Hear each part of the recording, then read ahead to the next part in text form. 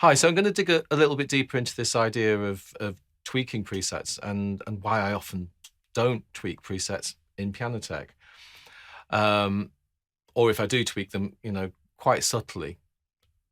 When I'm in pursuit of something that sounds realistic, something that sounds like a real piano in a real room. So I'm going to share another very typical sort of tweak that I might do. So starting off with the New York Steinway D again.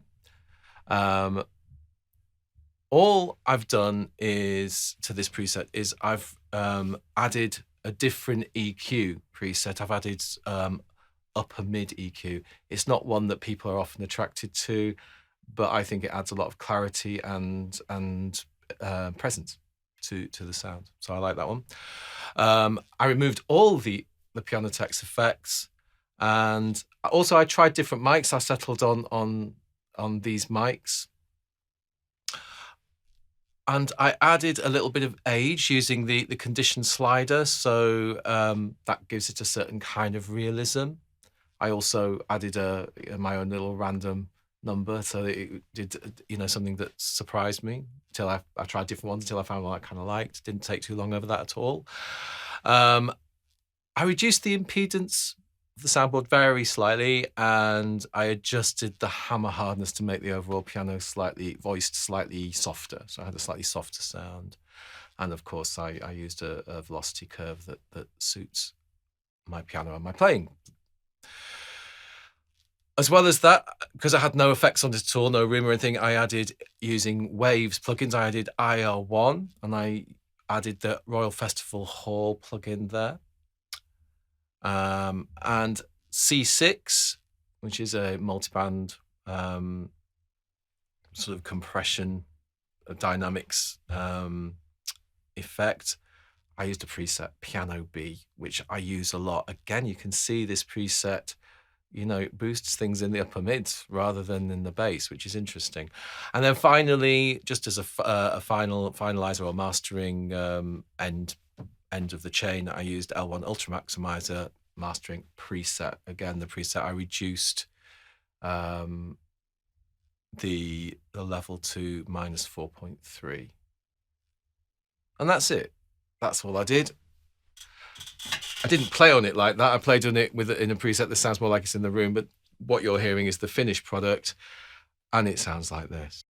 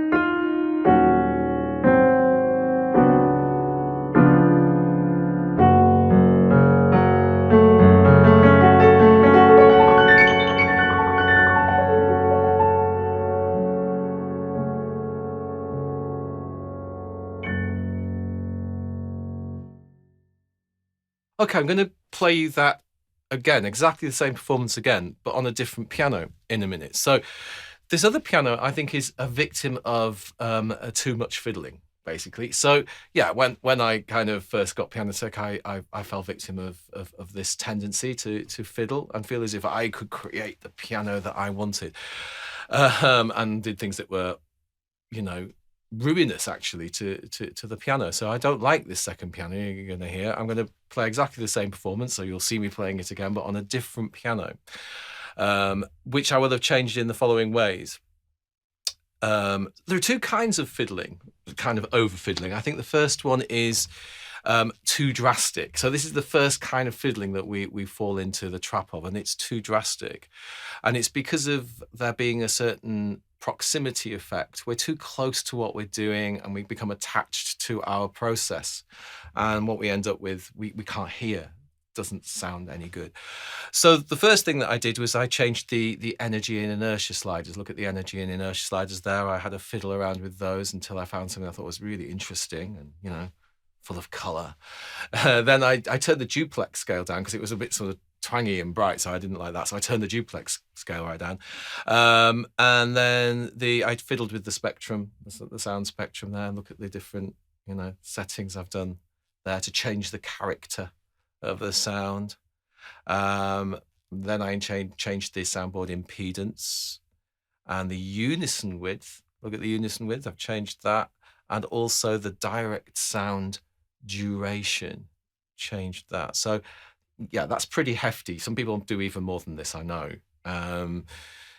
But the result is, well, have a listen for yourself.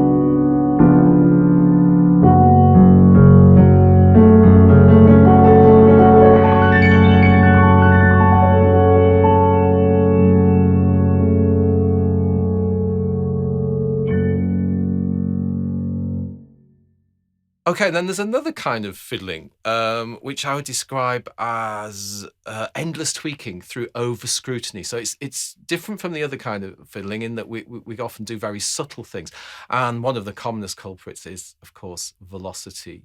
So people fiddle, fiddle, fiddle with velocity. What happens is, it reminds me of a game that my sister and I used to play when we were little children, where we'd say a word, a familiar word like bread, and we'd say it over and over and over and over again, bread.